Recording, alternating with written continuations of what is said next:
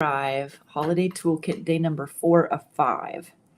And this time together, we're going to be exploring 2 oils and 2 points. I know I said in the beginning 1 oil and 1 point, but I couldn't contain myself. I couldn't narrow it down to that. So you get more, you get extra. 2 oils and 2 points that specifically help to reconnect you to your inherent worthiness quickly on the spot and with relative ease. Okay, where shall we begin? Let's begin first by settling into this moment here now. I think so often we move swiftly from thing to thing and or are doing several things at one time. And see what it's like to land right here, right now. By choice. Here I am, here you are.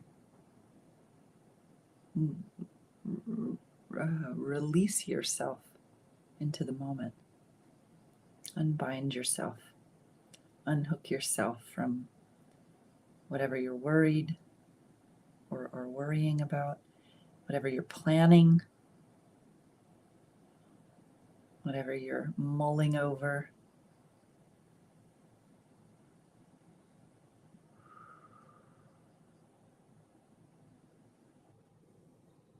Feeling your spine straighten.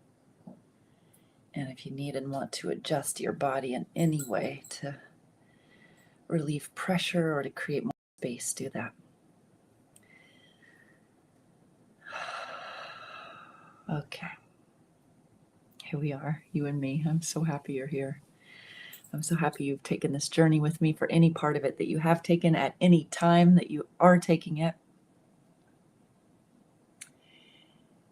As always, if you haven't listened to video number 1, day number 1, be sure and do that, because there's a lot of context that makes all that I'm sharing here with you more substantial and anchors it into a framework that's meaningful. And when we're anchored into a framework that's meaningful, when we do practices of self-care, we're much more likely to continue to do those practices or to remember to do them when they're actually needed and necessary. Also, things that I forget usually to say until the very end. If you enjoy this video at any point that you decide you're enjoying it, you can like the video. If you're on YouTube, you can share it. And on Facebook, if you're there, you can also share. If you're on my Facebook page, Tiffany Carole Collective, you should be able to share it just fine. Thank you. Okay, so our 2 oils are Silver Fir and Saro, S-A-R-O. I originally was going to start with just Saro, and then I wanted to have alternates in case some of you don't have Saro, because it's a lesser known oil. Even though it's not a precious oil, it's not all that expensive, it's not that hard to get, but it's also not very commonly used. And Silver Fir is pretty commonly used. Sometimes it's referred to as white fir. The points that we're going to be working with are 2 lung points. There's going to be one here, lung 1, and another point here on the wrist, lung 9. So you'll be hearing about all of these. But before we go there, let's lay down some groundwork for this worthiness issue, shall we? And we're looking at dynamics that unfold when we go home or go to visit our family during the holidays after being away or being in a different space. Maybe a different state, a different space, a different house, and then we come together and we're in close proximity and close quarters with family members that we haven't seen for a while, however long that's been for you. The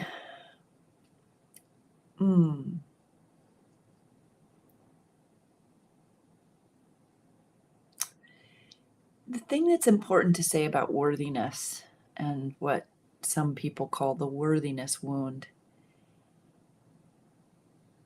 and I think that you'll find this quite liberating. I certainly did when I really, really landed on it and then began to see evidence of it in others. Is that while many people and many of my patients over the years would say, I struggle with feeling worthy.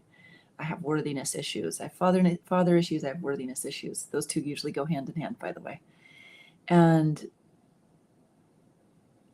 I would be working with them in various ways with the techniques that I use. And it's like we were both in the beginning, we're both trying to like, how do we make you feel worthy? How do we make ourselves feel worthy when we don't feel worthy? And it always felt like this thing that we were sort of chasing, or something that was lost that we were trying to find, or something that was broken that we were trying to repair. And what I realized is that you, me, we are inherently worthy for existing.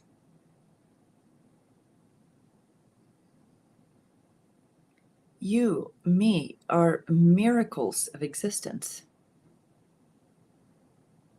That we came into this life in this body, we were born, we survived birth, we survived childhood, we are here now at whatever age we are, having gone through all of the things that we've gone through. Our ancestors having gone through all of the things that they've gone through, which is a lot. You look at all the wars, the major pandemics and epidemics. Your ancestors survived to reproduce, and now you are here in this miracle, complete miracle of a body that is you. Even if your body has pain, even if your body is breaking down, your body is still a miracle. Even just the fact that you can see me right now, or even if you can't see, you can hear, the fact that you can smell, that you can cry, each one of these seemingly little things are completely miraculous. The intricacy of the human body is miraculous. The intricacy of your soul essence permeating this physical form is miraculous. That's not up for debate. That is. You, me, we are made of the rarest stuff in the universe, stardust.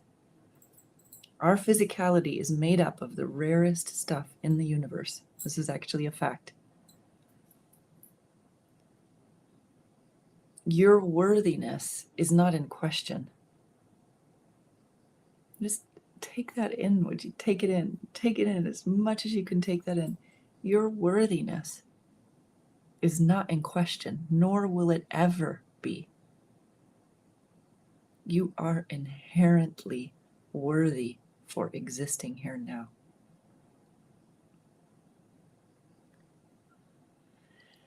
So when you have the experience, or I have the experience of feeling unworthy, that is not proof of our worth. All it is a feeling that we have, a state of being that we're in, not all that different from the weather coming through. I'm in Sri Lanka right now. By the way, each night when I come to you, I look at myself, I'm like, whoa, I'm looking a little rough and tired. It's 9:30 at night each night as I start these. I'm probably in your future, unless you're in Australia or New Zealand. And what was I going to say about that? Sri Lanka, worthiness. This is what happens when I get tired.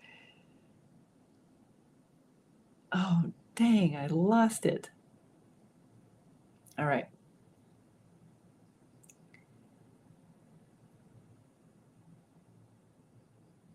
Oh, the weather. There it is.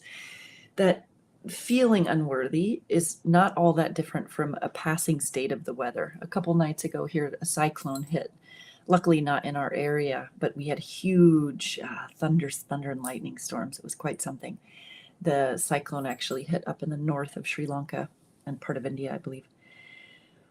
And, you know, for a couple days, the weather was rough. And the sea was rough, and the bunch of pollution got swept down here, and it was really hard to breathe. And actually, my eyes are still kind of recovering from the pollution in the air. The point of this is that that weather came through and now it's clearing up. Today the sun was out. Oops, my light went off. Today the sun was out. The air's getting clearer. Sri Lanka is Sri Lanka, and the weather that passes is the weather that passes. You are inherently worthy, and you have different varying relative degrees of your experience of your worthiness. So my suggestion to you is stop trying to find and grab this elusive feeling of worthiness that is going to prove somehow that you are worthy, because it's a waste of time. Take in what I'm saying to the degree that it feels right and good and true to you. If it doesn't yet feel right and good and true to you, be curious and explore. And when you have the experience of feeling unworthy, try what we're about to do. And as we do it, I'll explain how it works for shifting our experience of worthiness. So when we experience ourselves as unworthy, it's not because we're unworthy, it's because we are putting our attention on a feeling or a thought or a belief of unworthiness. And we can, just as easily as we put our attention on that, change it and put it on something else. One of the practices I really love to share with some of my clients is, if you're feeling unworthy, just remember that you're made of stars, the rarest stuff in the universe. For me, that just does it every time. I am a miracle, and I am made of stars, the rarest stuff of the universe. I am inherently worthy, despite how I feel right now. Try it, practice it. Now, in the family field, there are often triggers and dynamics between family members that can really bring up and flood through our being the experience of not being good enough, of not measuring up, not being as good as so-and-so, not looking as good as so-and-so, not having as much money as so-and-so, not being as successful as so-and-so. And then, of course, it's so common to have certain family members that just aren't aware of saying certain things that can be felt as very painful to us, critical. Oftentimes what I see is parents will be unintentionally critical towards their grown children because they think that they're trying to help them to be better or to blah, blah, blah, blah, blah. But actually it's felt as a critical thing. The more that you can default to believing that in general, your family members want the best for you. Now, that may not be the case in every case. That's the truth. But what I see, even in some of the most gnarly, even abusive situations, verbally, emotionally, maybe some measure of physical abuse, it's a weird, twisted thing, but there is a desire on the part of the abuser to want to care for the person in the family, but they literally don't know how to do it in a healthy way. Now, I don't say that to pardon, to make right the poor behavior or to make right abuse. Absolutely not. The reason why I say this is because if you default to believing that, this is very delicate territory. I'm going to go a little bit slower.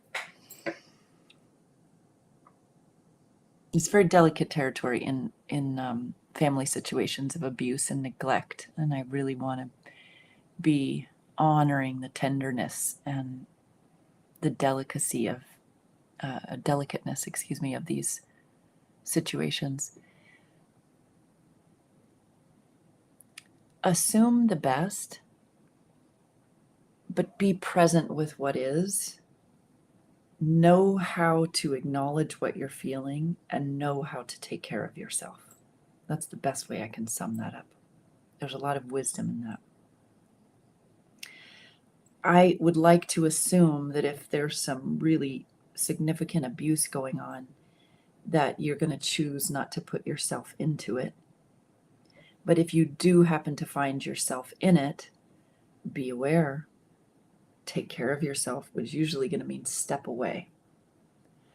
Now, so that's in outright abusive situations. If it's not what we would classify necessarily as abuse, but criticism, dynamics where you end up feeling subpar or not good enough, those are the perfect kind of dynamics for what we're about to go into next. And remember that from the perspective of the family field, if you're continually feeling unworthy or less than in the presence of certain family members or certain family dynamics, that you have an energetic or you have a place or space within your psyche, perhaps even within your body, where you vibrationally match that energy of criticism. This isn't the same thing as saying you want it, you got it. It's not that simple, but there is a vibrational attractor to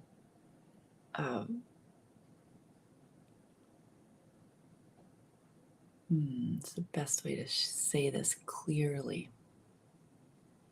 The best way to say this clearly when we look at family field theory is that if there's been a practiced habit of a family member, the easiest example is nitpicking or criticizing a child, an adult child.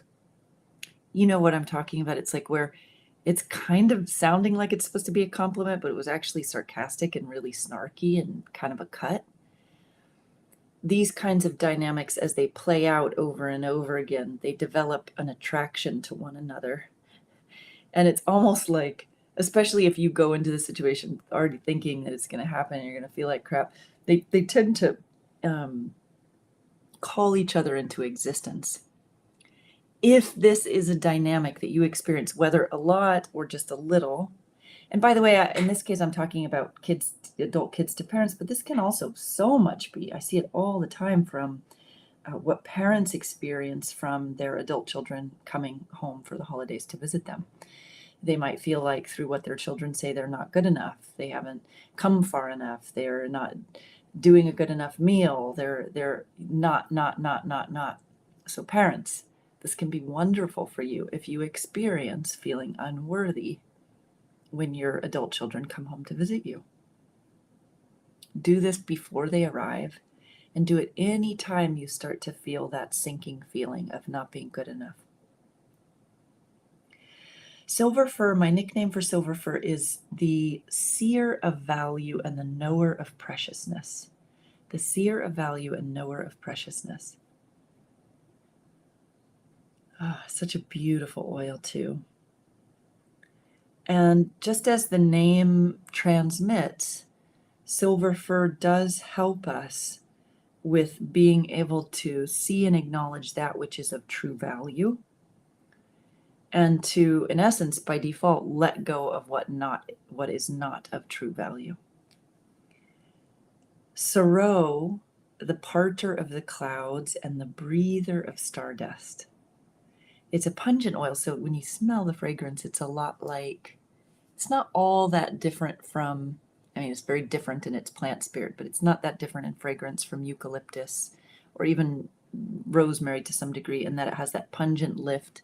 It's camphorous in nature, clears the sinuses, lifts the chi. Both silver fir and Saro have a pungent quality which lifts the upright chi, so you actually feel stronger and uplifted. Both of them have, through that pungent quality, something that kind of clears the energy. And in the clearing of the energy like that, you will have, many people have the experience of feeling better protected. Saro is actually an oil that is used traditionally by the peoples in, I cannot remember the country that I'm trying to access right now. If you want to read more about it, you can go to our essential oil website, monara.org, www.monara, link in the show notes. And you can look up Saro, and there's a nice little write-up there for you. And of course, if you ever want to know a lot more about the oils in the way that I'm talking about them and sharing with them, as well as beautiful points that they're good for, please check out any number of the beautiful courses that I have online. And you can find those by going to tiffanycarole.com and click on the tab courses, and that'll take you to my online academy. I actually have something special planned for all of you who decided to take part in this that has to do with my courses online, and I'll be sharing that on the last day, which is tomorrow. So silver fir and Saro, lifting, strengthening the Wei Qi or the protective Qi of the body, clearing the mental body and the sensory orifices. The big difference between silver fir and Saro is that silver fir helps us to know that which is of value and worth. It engenders in our experience the ability to see and know worth and what is precious. And Saro works by clearing grief and connecting us to our transcendent self, as well as, I call it universal chi, but the chi that is always here and available to us. Saro opens us up to that. And as we connect in with universal chi, if from our small self, from our ego self, we're feeling down on ourselves, we're feeling worthless, we're feeling good for nothing, we're wah, wah, wah, wah, wah. As we open up to this universal chi, the experience is very different because we are reminded, I am made of stardust. I am infinite being in a finite body.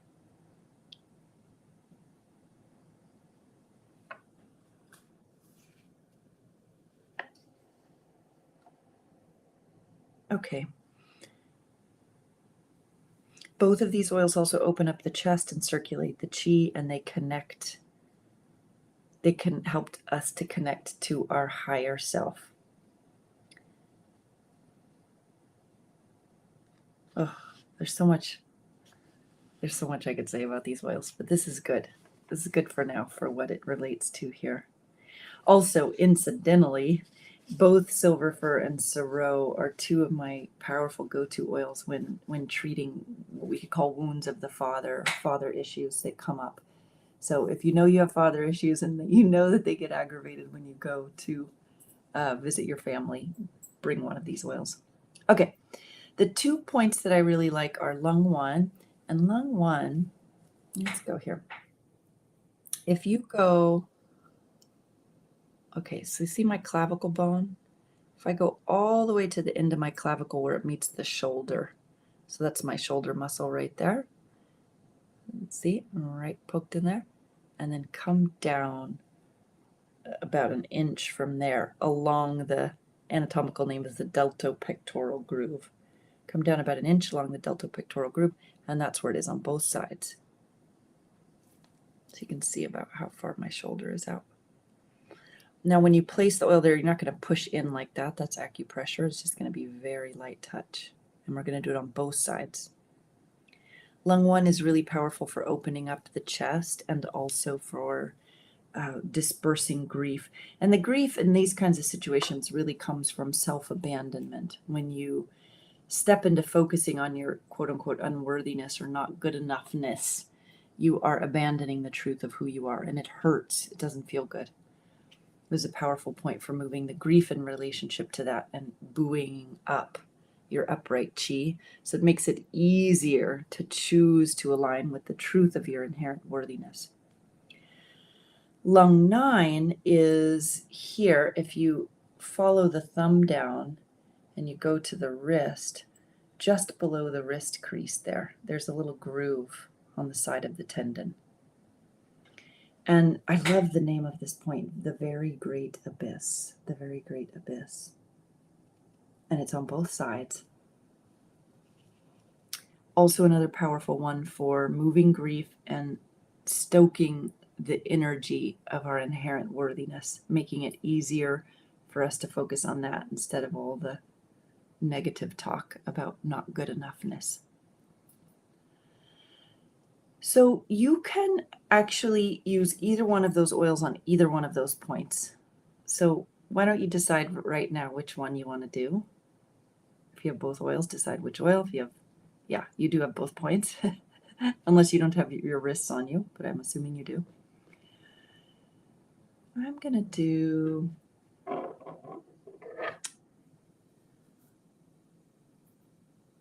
do lung 9. Sometimes I do that, by the way. If I have it narrowed down to a couple points, I'll touch it and feel It's almost like I'm asking it. Are you the one that wants to read? Do you want to go? And I'll feel something. It's a knowing in my belly. So I'm going to use lung 9. It can be interesting to do both at the same time, but you can do it kind of like this, or you can just do one at a time. So grab your oil.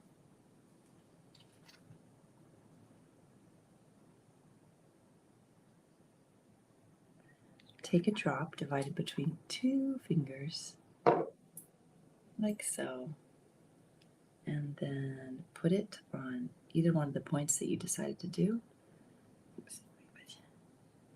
And let's close our eyes, if you can do that.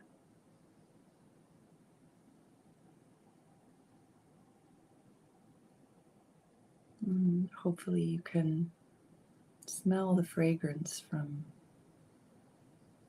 wherever you've applied it to your body, taking that in.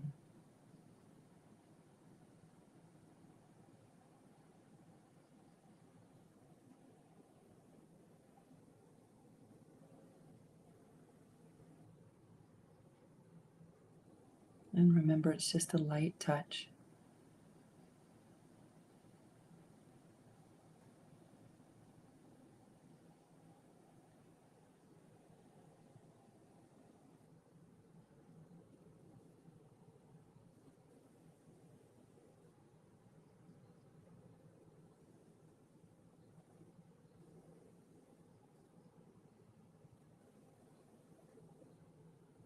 Feeling yourself attune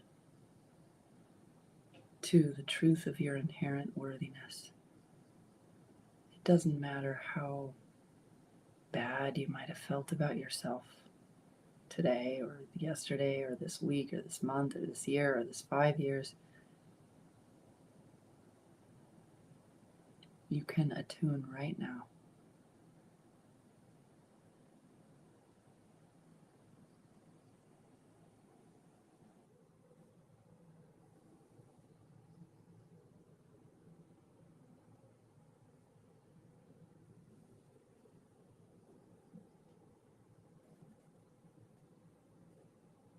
Let it touch you in any place that you hold the shame of feeling unworthy, thinking that you're unworthy, for the love that you desire, for the attention that you want, for the lifestyle that you desire, whatever it is.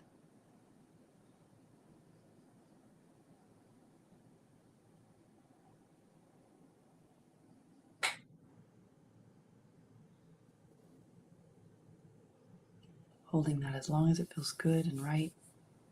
As you feel done, taking it up for an inhalation.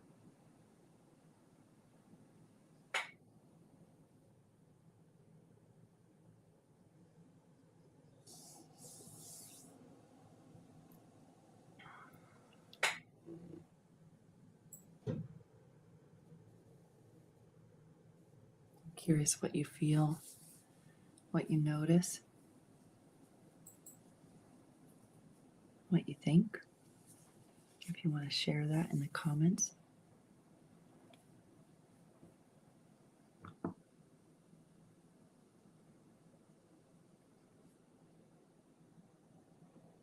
Oh, I love this.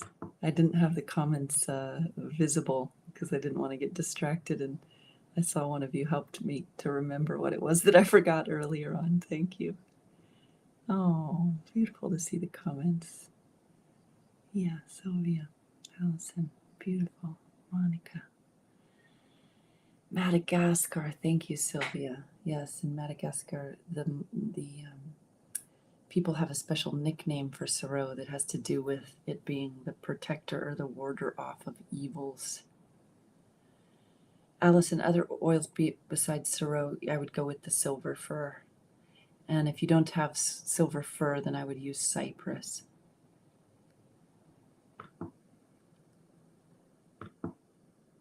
You needed to block a rude comment here. Oh, you can actually put a commenter in timeout on YouTube. All right. Beautiful to see you all here and read your comments and feel you. Beautiful. Oh, just thank you from the bottom of my heart for taking this time out with me, with you, with others. I think sometimes we can forget how